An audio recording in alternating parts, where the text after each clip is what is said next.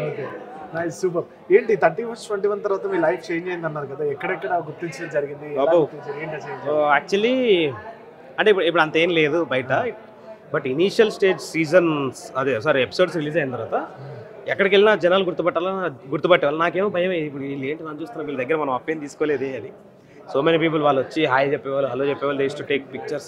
అయినా నాకేంటంటే సెల్ఫీలో చూసినప్పుడు ఇప్పుడు వీళ్ళు నాతోనే ఫోటో దిగుతున్నారా, ఇంకా నాకు డైజెస్ట్ అవ్వట్లే.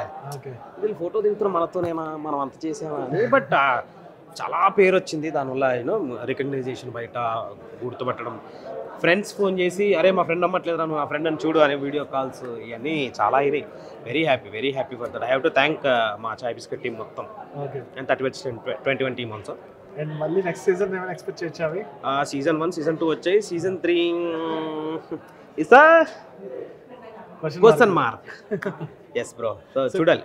కార్తిక్ గారి గురించి అంటే లైక్ సారీ మహేంద్ర గారి గురించి కొంచెం లైఫ్ స్టోరీ చాలా మంది తెలియకపోవచ్చు. చిన్నగా చెప్తారు, ఎక్కడి నుంచి వచ్చారు ఏంటి?